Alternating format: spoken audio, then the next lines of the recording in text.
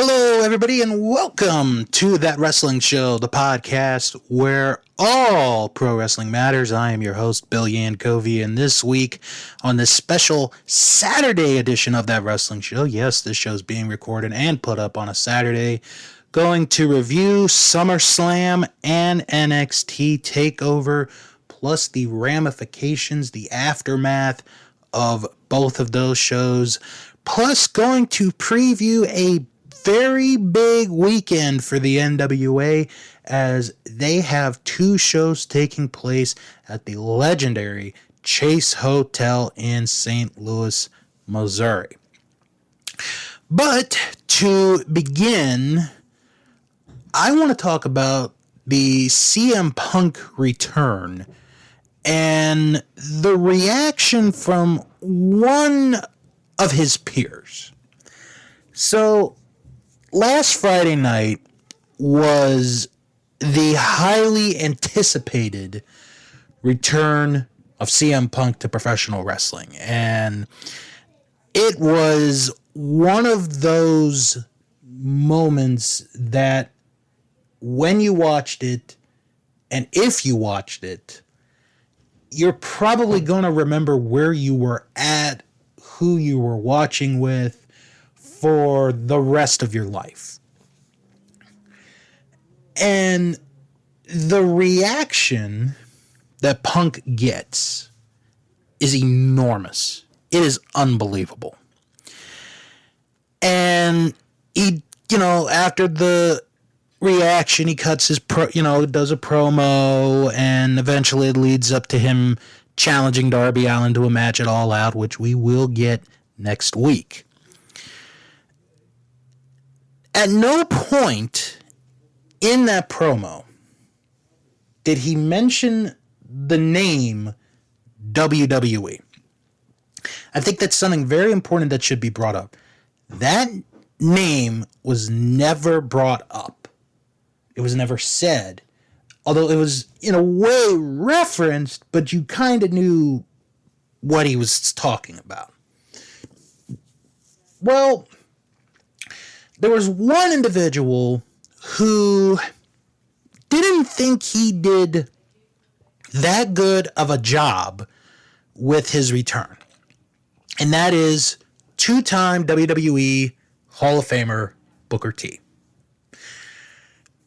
Booker T is, let's just say it like it is, he is genuinely respected by everybody in the wrestling community.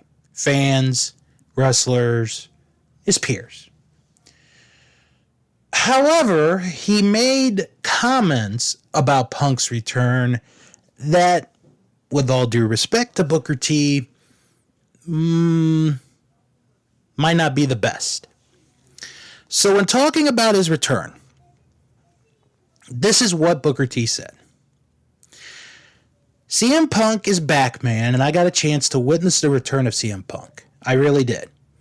I don't know. You guys out there that are big AEW fans, you guys agree to disagree with me. But me, I'm always telling it like it is. Y'all know that. And I'm going to tell it like it is on this one right there as well. I want all of the listeners, I need you guys to challenge me on this one. I'm begging you to challenge me on what I'm talking about. Booker would say, CM Punk came back and he had 10 full television minutes to go out there and make his point as far as CM Punk being back. He had the perfect crowd to be able to go out there and really, I'm talking about have a party up in that United Center. But CM Punk came back and took his moment and chose to talk about WWE. That right there was just a total miss. As far as I'm concerned, he struck out.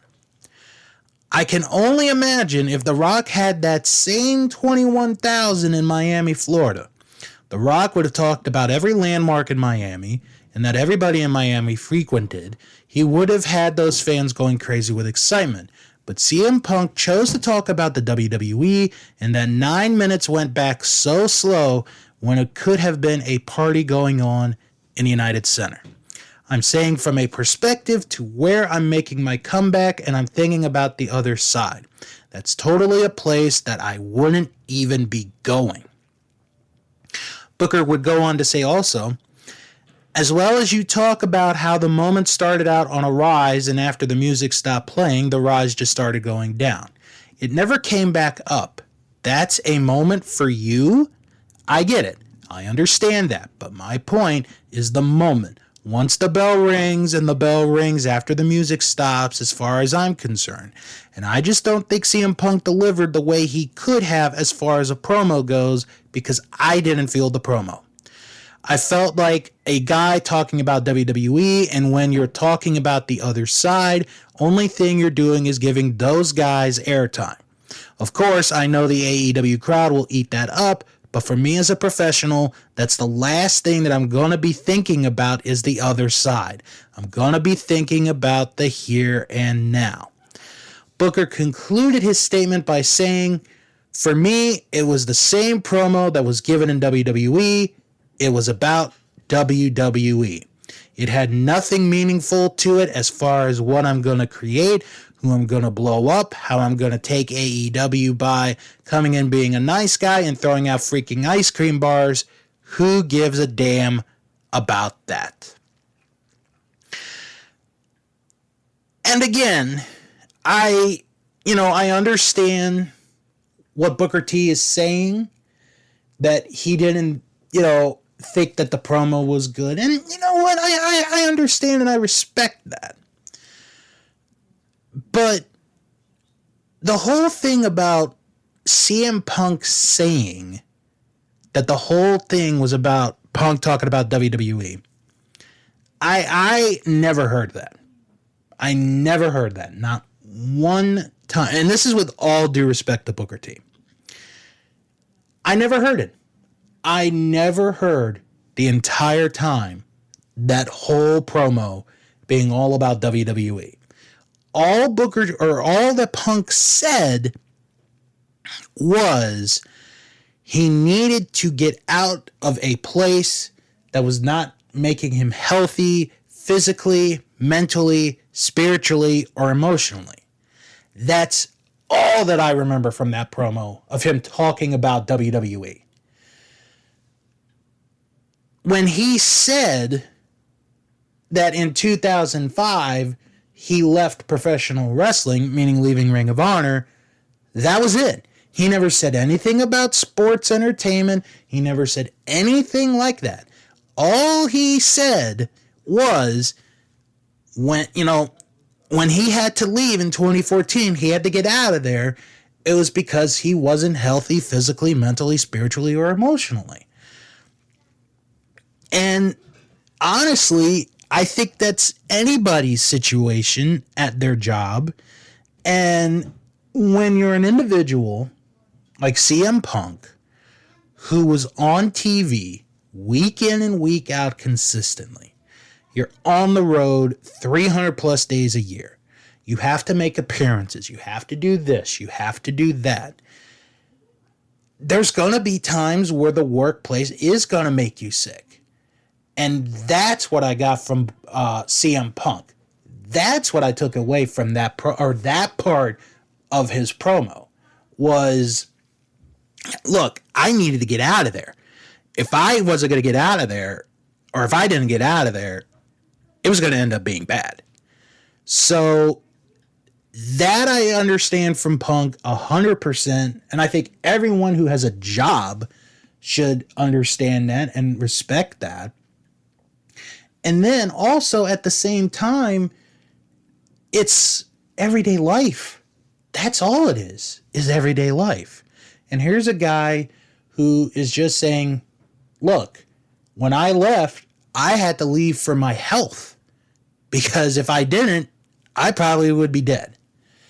And I think that is where Booker T missed entirely on the promo, or at least that part. CM Punk never bashed, he never said, like I said, he never said WWE, never said the name. He just said, I needed to get out of this place. I was getting sick. I was feeling ill, and it just wasn't for me. So for Punk to say that admittingly, like I said, I totally get that. There are days where working in a school, I need to get a day off. I need to have a day off or else I'm going to go crazy. So while, again, I do respect Booker T's opinion, he, to me, missed entirely what Punk was saying. That's how I feel. That is how I feel, is Booker T missed entirely what CM Punk was saying. Plain and simple. So, before I get into my SummerSlam and Takeover reviews, let's talk about the new NXT logo that came out yesterday. Oh my God. I mean, ladies and gentlemen, if you have not seen this logo, I suggest you go to Google, type up NXT logo. The only positive I could say about it is I like the lettering. The lettering is different. I like that. It's the colors that get everybody. Excuse me. The letter or the colors, it's like, it's a freaking rainbow. It's almost tie-dye. And it's like, well, NXT was kind of the gold brand. Now it's the Rainbow Connection brand. I mean, and like I said, the text, the letters on it are actually pretty cool. That I like. It's the colors. What is up with the colors? I mean, am I watching Alice in Wonderland? Am I watching the scene in Willy Wonka and the Chocolate Factory where Willy Wonka has the people on the boat and there's like all these strange images behind it, and that's what made me hate the movie when I was a kid? I mean, it's just, oh God. That's all I can say. That's all I can really say. Excuse me. About that is, my God, I like Kayfabe News' article. They put it up earlier today. It's like, here's the creator, 7-year-old, blah, blah, blah. Kind of funny. It's kind of funny. Okay, real quick, I want to talk about the NWA because they have arguably their biggest weekend in years. Many, many, many years. The NWA is having 2 shows at the Chase Hotel in the Chase Ballroom in St. Louis, Missouri. Now, for those that maybe are wondering, why is this show taking place in a hotel? Why is this, happening here? I have to put a little perspective on this. Back in the 50s and the 60s, the St. Louis territory was really one of the hotbeds of professional wrestling. I mean, it was incredible. Like, it was one of the places to go to. And Sam Muchnick was the promoter of the territory, the St. Louis territory. And he would do TV at the St. Louis, or at the Chase Hotel in St. Louis, Missouri. And unfortunately, there's like only a little bit of footage that's available. Because you have to remember, with television, if you recorded a show, they would use the film to record over it for something else. So a lot of the shows of Wrestling at the Chase, which was the name of the show, are gone to history. Like, it's gone. You cannot find it. There's only one clip that I have ever seen of Wrestling at the Chase Hotel in St. Louis. And that was on a DVD that came out 15 years ago. So that's what makes this unique, is that it's going to be at the exact same hotel, the exact same ballroom, where people like Luthez, Gene Kiniski, the Funks, Jack Briscoe, Dick the Bruiser, Dick Hutton, Whipperbilly Watson, Buddy Rogers, so many legendary wrestlers competed there. That's why it's such a big deal. So there's 2 shows that are taking place. You can watch both of them on Fight TV. Tonight, Saturday night, is the women's show, which is entitled Empower. And they have a pretty stacked card. So I'm going to go through the card. Sky Blue will face Christy Janes. Kenzie Page will face Paola Mayfield. We have a triple threat match between Kylie Rae, Diamante, and Chick Tormenta. Then we have a special gauntlet match where the winner of that match will go on to the anniversary show, which is tomorrow night, Sunday, to compete for the women's title. So the participants in the gauntlet match are Chelsea Green, Kiera Hogan, Debbie Malenko, Lady Frost, Bianca Carelli, Jamie Senegal, Genocide, Thunder Kitty, Masha Slamovich, and Tootie Lynn. So whoever wins that match will get a shot at the NWA Women's World Title on the anniversary show. Then we have a mini tournament to crown NWA Women's Tag Team Champions. So the matches are Allison Kay and Marty Bell against Renee Michelle and Sahara 7, and Red Velvet and Keelan King against the Free Babes of Jazzy Yang, Hollywood, Haley J, and Miranda Gordy. The 2 teams that win their matches will meet in the finals to crown the new NWA Women's Tag Team Champions. And then your double main event, Deonna Purrazzo defending the Impact Knockouts title against Melina, and Camille defending the NWA World Women's title against Layla Hirsch. That is your main event for the Empower show. Sunday is the 73rd anniversary show. It's a big deal. Ric Flair's going to be on the show. But the card here is a stacked card. You have a 6-man tag team match. Tyrus, Jordan Clearwater, and the Masked Man will face the Pope and the End of Odinson and Pero. Mickie James goes one-on-one with Kylie Rae. There's going to be a 12-person battle royal, with the winner becoming the number 1 contender to the national heavyweight title. A 3-way match, which is being called the Brawl in the Lou, Tom Latimer, Crimson, and Tim Storm. And then the 4 championship matches. The winner of the gauntlet of the women's show will face whoever wins the NWA Women's World Title. Could be Camille, could be Layla Hirsch. You have to wait and see. The NWA World Tag Team titles are going to be defended. La Rebellion of Bestia 666 and Mecha Wolf 450 will challenge the champions Aaron Stevens and Kratos. James Storm challenges Chris Adonis for the national heavyweight title.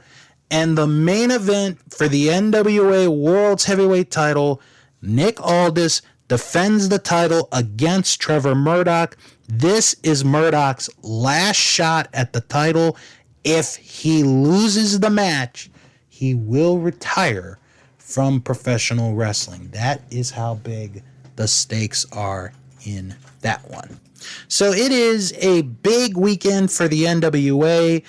I do expect title changes to happen. The one that I'm thinking could happen, but it wouldn't surprise me if it doesn't happen, is the World Heavyweight title. I could see Trevor Murdoch finally winning the World Heavyweight title, but then again, I could also see Nick Aldis retaining the title. All right, so let's get into SummerSlam and everything that happened. It was now I'll say this, looking from, like the view of it, it looked like a beautiful setting. It really did. As far as the show goes, could have been better. So I'm going to talk about each match. I'll give you my grade of the matches and also what Dave Meltzer thought of it. So start off with the pre-show match, which was Big E against Baron Corbin.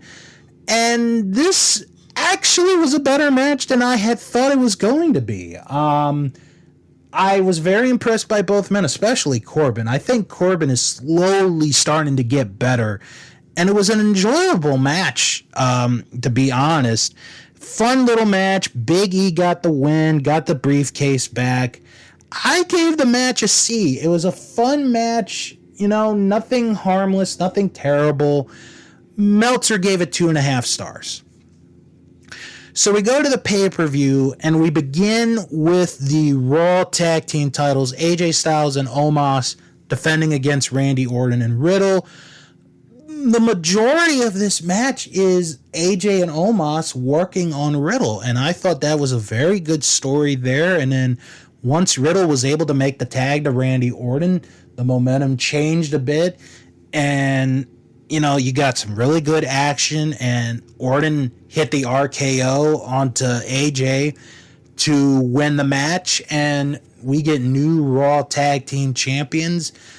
A good opener to the pay-per-view. I enjoyed this. I thought it was good.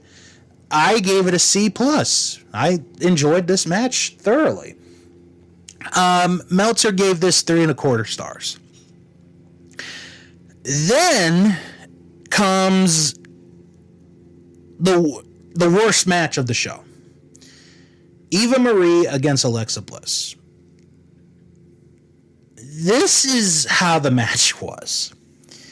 I had to stop watching because I had to take care of something. I come back middle of the match, and there's really nothing much happening. So I'm like, okay, I'll watch this match tomorrow to see how it is. Should have left it alone.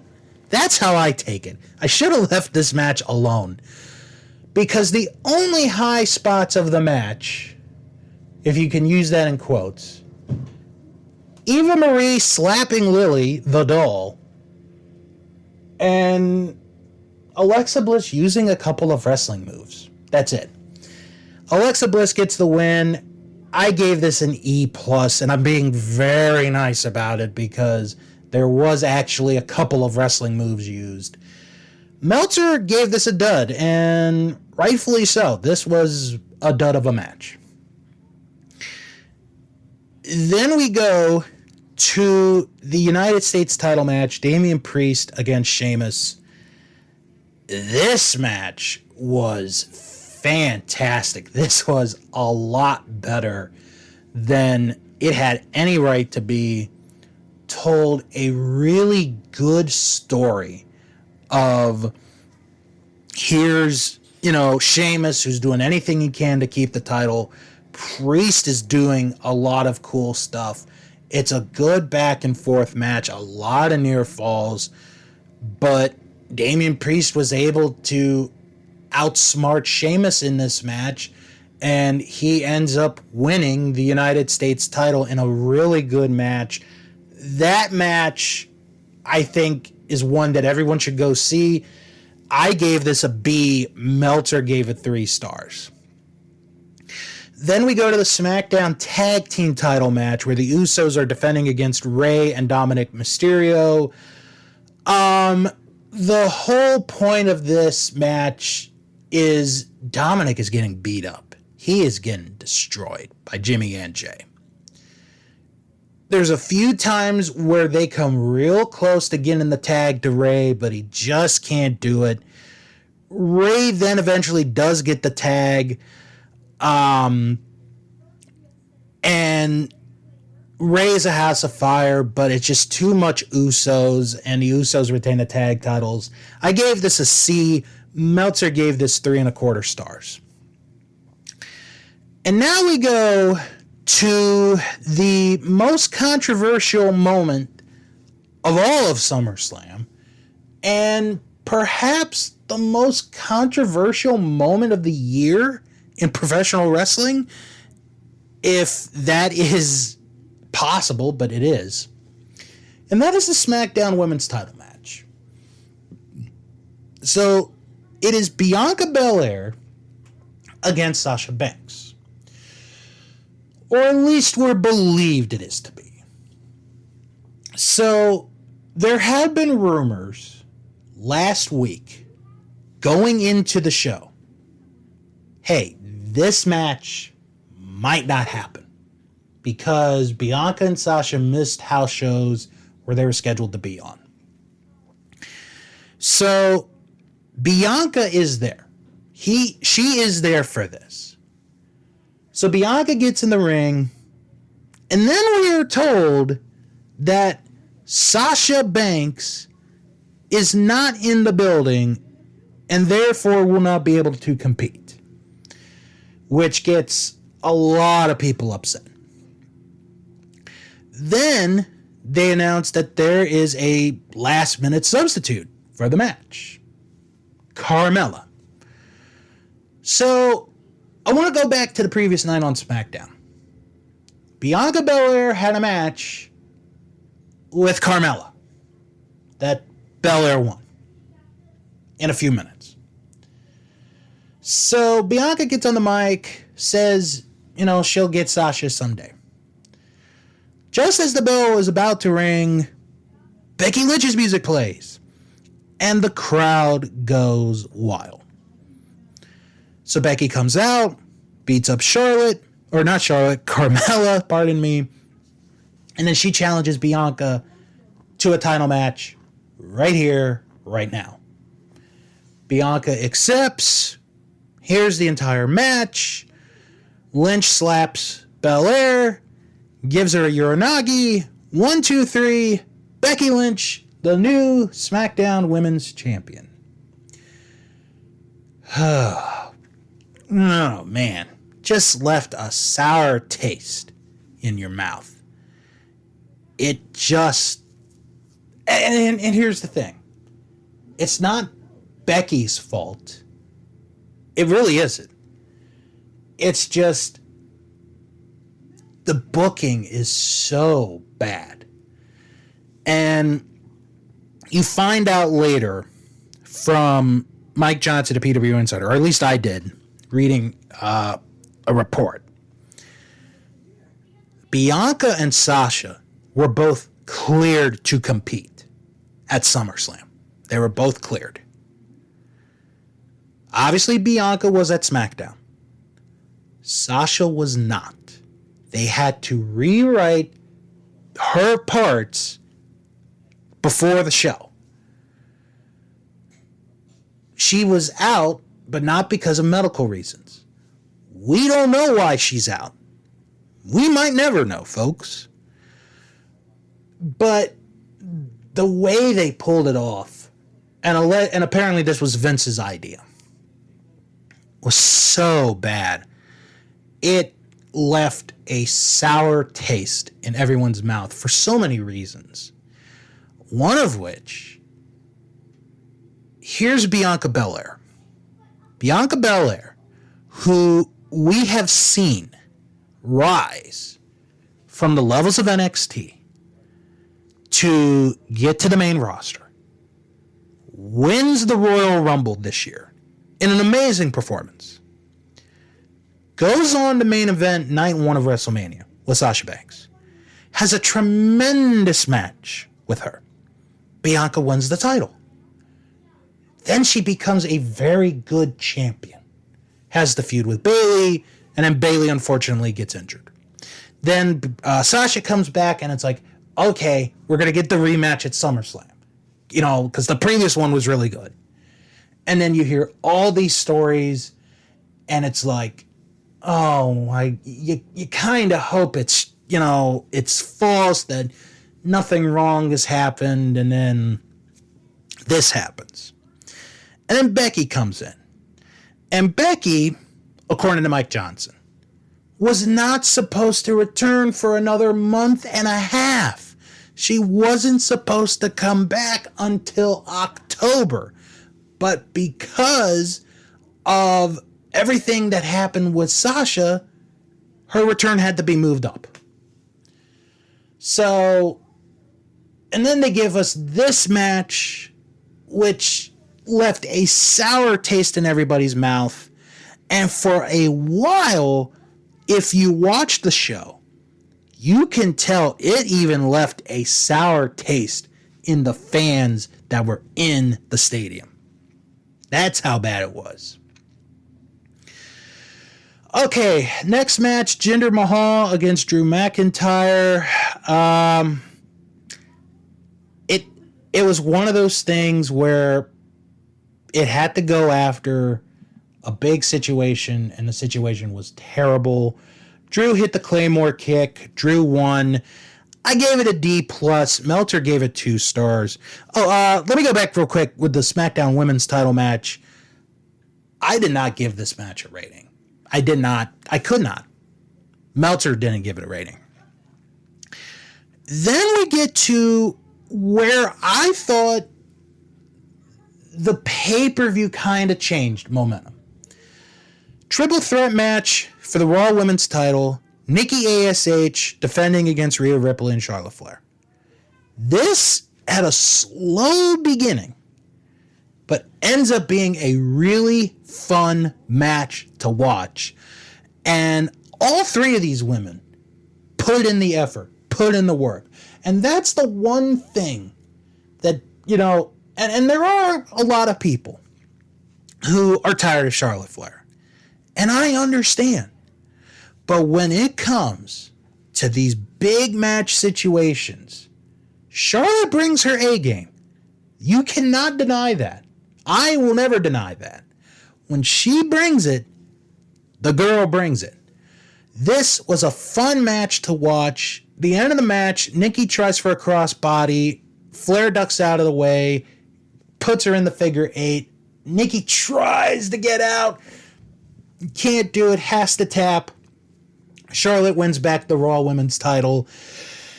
I gave it a B. It was an enjoyable match. I really enjoyed it. Especially for the slow beginning it had, it got better. Meltzer gave it 3 3/4 stars. Then we go to Edge against Seth Rollins. This was another really good match. Seth's whole game plan was to go for Edge's neck. And I thought it told a very good story. I really did.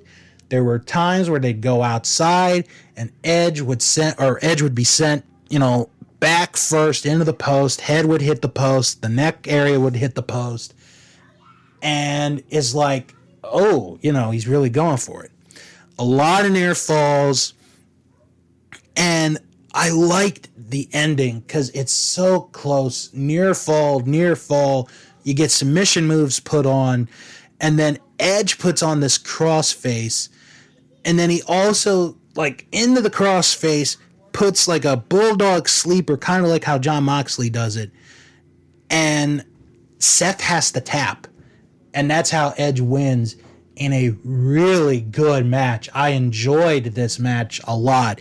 I gave it a B. Meltzer gave it 4 1/4 stars. Then we go to the WWE title match. Goldberg challenging Lashley. It was going to be what it was going to be. Lashley tried the best he could with this match. Goldberg seemed And then you had the quote-unquote knee injury that pretty much takes the match down. And the referee stops the match because Goldberg can't continue. Bobby Lashley retains the WWE title. Then Goldberg's son comes in, only to be put in the Hurt Lock. And that's the end of that. I gave it a D plus because at least there was an effort in this match. Meltzer gave it a star and 3/4. Then we go to the main event. John Cena challenging Roman Reigns for the WWE title. This was the best match of the show. To me. This was the best match of SummerSlam. A lot of good storytelling here. Good back and forth pace. Cena, getting the early near falls, trying to get the win. Roman Reigns, when he has the advantage, mocking Cena, he's yelling in the camera like, hey, Hollywood, how about you take him back? You don't want any of me. So then we get later into the match when Cena hits the first AA, only gets a 2 count. Then you go several minutes later, they're on the outside. Cena hits the AA on the floor, Reigns goes through the table. And there's this one point where when he hits it, he looks at the ring, he looks at Reigns. Looks at the ring, looks at Reigns. And he's like, oh, crap. So he gets Reigns back in the ring, goes for the cover, can only get a 2 count. Then you go a few more minutes later. Reigns goes to the top rope. Cena's climbing up. He punches Reigns. And he's got him on his shoulder. And if you're someone like me who's learned wrestling throughout the years, is the rule of 3s. And it's like, oh my, if he hits this, it's over. So Cena hits the 3rd AA from the 2nd rope. And it's like, oh my God, Cena's going to win the title. So here comes the count. 1, 2, Roman just gets the shoulder up as the hand was coming down for the 3rd time. And in the end of the match, Cena gets caught with the spear, Superman punch. Roman Reigns retains the Universal title. And then after the match, Brock Lesnar returns, which actually, I gotta be honest, was nicely done. And Heyman has this look of like, no, oh my God, what are you doing here? And it's just a stare down, and that's really how SummerSlam ends. Now, if you watched on YouTube, after the cameras go off the air, Lesnar hits a couple of suplexes onto Cena, then hits an F5. I gave this match an A-. Loved this match. Meltzer gave it 4.25 stars. So the Lesnar situation is this. The report that has come out is he has signed a new contract, a 1.5-year deal, where he has to, where he works at least 8 matches. Okay, I'm actually fine with that. I can live with that. And obviously the first one has to be with Roman Reigns. There's been talks that match could take place in Saudi Arabia, which I'm just going to say right here for the record, that show will not be covered. We will not be covering that show. But I've also heard that match could happen at the Survivor Series this year, which if it does, would be the biggest Survivor Series in years. So I'm fine with it either way. Honestly, I'm actually fine with it either way. Okay, so let's go to our Facebook group and see what our fans thought of SummerSlam. Very close voting all the way on the grade of the show, but the majority of the people gave it a B, some gave it a C, and a couple gave it a D. I'm going to give this a C. And the reason I'm giving it a C is because the show was, you had some matches that felt kind of average in the middle. You had a couple good ones. You had a real bad one. And then you had one that just ticked a lot of people off. So I think a C is the grade that it deserves. And 3 of the final 4 matches saved this show. The Raw Women's title match saved the show. Edge and Rollins saved the show. The Universal title saved the show. Otherwise, I'd be talking about how the best match on SummerSlam was Damian Priest and Sheamus. Now, as far as favorite matches go, one person said it was hard to answer. I liked multiple matches, and you know what? That's fair. That's very fair. I mean, there were a couple of matches that were pretty good on the show. But we actually had a tie here between Seth Rollins against Edge and John Cena against Roman Reigns with a vote for the Raw Tag Team title match. I got to give it to Cena and Reigns. I really enjoyed that match. It lived up to the hype, and it might have even surpassed the hype that it had for that match. And it just goes to show again that this is right now the best run of Roman Reigns' career right now, this point in time. So now that we've talked about SummerSlam and the aftermath of that, obviously with the big one being Brock Lesnar coming back, let's talk about NXT TakeOver 36, which, like I said last week on the show, and I'm going to say it again, might very well have been the end of an era for NXT, because I don't know if we're going to get the same NXT like this ever again after this past Sunday night. So the pre-show match was Trey Baxter against Ridge Holland. This was a squash match. Holland got the win. I gave it a D because at least it was something. Meltzer did not grade this match. Then we go to the $1 million, the $1 million title on the line. Cameron Grimes challenging LA Knight. The stipulation to the match: if Grimes lost the match, Ted DiBiase would then become LA Knight's butler. This match had its ups and downs. There were a couple good moments in it, and then there were a couple that was like, oh man. But I liked how Cameron Grimes just would not give up. This guy would not give up, and DiBiase knew it. And then you get to the end where LA Knight gets the $1 million belt, brings it into the ring, the referee takes the belt, and Cameron Grimes grabs the belt, and this distracts the referee. Well, this allows Ted DiBiase to put the $1 million dream onto LA Knight. He's unconscious, rolls Knight into the ring, and Cameron Grimes hit the cave-in, and we have a new $1 million champion in Cameron Grimes. I gave this a C+. It was an enjoyable match to start off this takeover, a good match. Meltzer gave it 3 3/4 stars. Then we go to the NXT Women's title match, Dakota Kai against Raquel Gonzalez. This, of the 5, was the worst of the 5.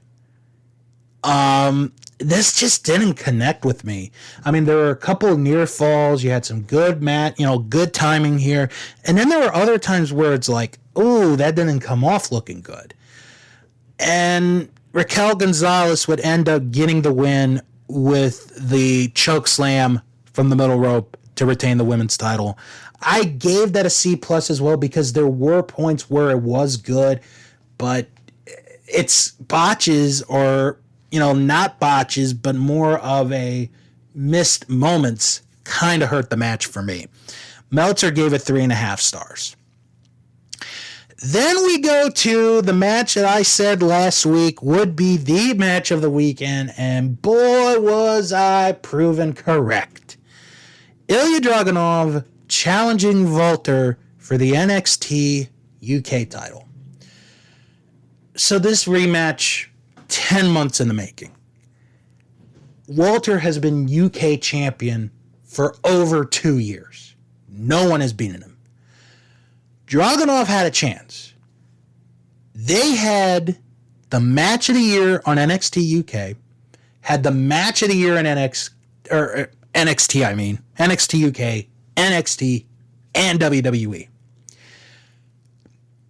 How could they deliver in the rematch is the question.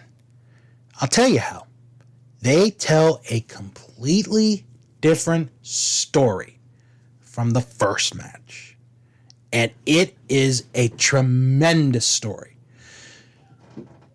Ilya blocks Walter's chops because Walter has these chops, folks, that if you've never seen it or you've never heard of them, would give you goosebumps. Like, it would give you chills down your spine. So that's Draganov's offense early on. But then once Walter's able to hit the chop, it's on. And it is back and forth and back and forth. This is unbelievable stuff. The chemistry between the two is amazing. It is second to none. Near falls, tremendous storytelling. And the end of the match, Draganov gets kind of a sleeper on the Walter. Walter's able to get out of it. But then Draganov manages to get it back, and he even lifts Walter up, and Walter's about 80, 90 pounds heavier than Draganov is. And Walter taps out. Draganov wins the NXT UK title, being only the fourth person to ever win the title. Match of the night. Should be the NXT match of the year, and may have a legit argument for being the match of the year in WWE. That's how great of a match this was. I gave this an A+. How could you not give it an A+? This was fantastic to watch.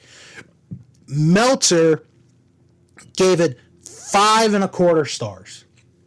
That's how amazing this match was. And if you haven't seen it, go out of your way to see it.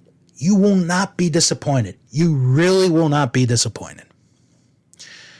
Then we go to the 2 out of 3 falls match, Adam Cole, Kyle O'Reilly. So this was the big talk. What's going to happen with Adam Cole? Is he staying with WWE? Is he leaving WWE? Where is he going? So the first fall is a regular wrestling match, and it's a quick one, actually. Adam Cole tries to go for the Panama Sunrise, but O'Reilly blocks it and reverses it into a pin, and O'Reilly gets the first fall of the match just like that. And then you go to the second fall, which is a street fight, and O'Reilly early on dominates it, and there's a really great spot where he puts a trash can over Cole's head, and he does a drop kick from the apron onto the trash can, and it just knocks Cole backwards, and it's a really good spot. The second fall was the best of the 3. I'm just going to say it now. We do go to a third fall. Great storytelling, great back and forth. They do whatever they can to win. Adam Cole gets the second fall with the last shot. And it goes along, I think it went like 13 minutes or something. Very brutal fall. Adam Cole wins. So now we go to the third fall. It's going in the cage. O'Reilly is having trouble breathing because his ribs have been attacked during the second fall. So the medics are there. They're checking to see if O'Reilly can continue. Cole is like, screw this. I'm going to beat him up. So he beats him up to the point where O'Reilly goes outside, and then Cole even attacks him outside. And the medics are there, and they're like, do we want, should we let him continue, go through this third fall, which is in a cage? O'Reilly says, I'm going through with it. So they get into the cage. Cole takes the early advantage, obviously. We've got stuff in the ring, in the cage. Then Adam Cole pulls out a pair of handcuffs that were in a bag. And he handcuffs O'Reilly to the rope. So Cole then goes, and he's beating up O'Reilly. He's getting a couple quick shots in. And then we go to the finish. Cole goes for another kick. O'Reilly grabs Cole, puts him in like an ankle lock, heel hook, while he's handcuffed to the ropes, Adam Cole taps out immediately, and Kyle O'Reilly wins the match, and the fans are chanting BS. The fans were not happy with how this ended. Still a good match. Still a fun match to watch. I gave it an A-. Meltzer, what did he give that? 4.5 stars. So the update with Adam Cole is, well, we just don't know. We don't know what the update is with Adam Cole right now. We don't know if he's staying with WWE. We don't know if he's going to AEW. We don't know right now. And we might not know for a little while. Then we get to the main event. Samoa Joe challenging Karrion Kross for the NXT title. Karrion Kross does not have Scarlett with him, and there are Scarlett chants. That's not a good sign. It's a brawl. It's a back and forth match. It is what it is. Samoa Joe then hits the Muscle Buster onto Kross, gets the 3 count. Samoa Joe wins and becomes the first ever 3-time NXT champion. And that's how Takeover ends. No surprise attacks, no, double crosses, none of that. It is Samoa Joe celebrating, and then as Karrion Kross, and this was on YouTube as well, is leaving, their fans chanting Hardy, Hardy, Hardy because of what happened with Kross. And then Monday night, Karrion Kross, looking like a combination of the 4th member of Demolition and Lord Humongous. Ooh. Look, I'm not the biggest Kross guy. I'm really not. But just the way he looks, it's just, oh my God, what are they doing with this kid? With this guy? What are they doing with this guy? I gave the match a B. Meltzer gave it 3.5 stars. And on that note, that's going to wrap it up for the show this week. If you have any questions or comments, send an email, wrestlingman@thatwrestlingshow.com. Don't forget to follow the show on Twitter at WrestlingShow11. Follow us on Instagram at That Wrestling Show. Join the Facebook group. It is That Wrestling Show fan group. You just type that in the search bar, and boom, you are right there. And if you can't find us, it's okay. I put the link in the description of each and every episode so you guys can copy, paste, boom, you're there. And if you like what you heard here and you'd like a little bit more content, then check out our Patreon page, patreon.com/thatwrestlingshow, where our highest tier is $3 a month. And you don't have to do this. You really don't. But if you like to hear extra content, maybe stuff outside of wrestling, then check it out, patreon.com/thatwrestlingshow. I do want to mention real quick, if you are a fan of Bill Learns Kingdom Hearts, tomorrow night you're going to want to check out your iTunes or your Spotify, wherever you listen to Bill Learns Kingdom Hearts, because we are going to announce tomorrow night when Season 2 of Bill Learns Kingdom Hearts begins. So you're going to want to check that out. I'm not going to say a specific time, but it will be up tomorrow night to check out for the big announcement of the date for the premiere of Season 2 of Bill Learns Kingdom Hearts. Next week is All Out Weekend, going to preview everything that is All Out, going to give predictions as to who will win the matches at All Out, and so much more. Thank you, everybody, for tuning in to another episode of That Wrestling Show, the podcast where all pro wrestling matters. Have a wonderful weekend, and until next time, wrestle on.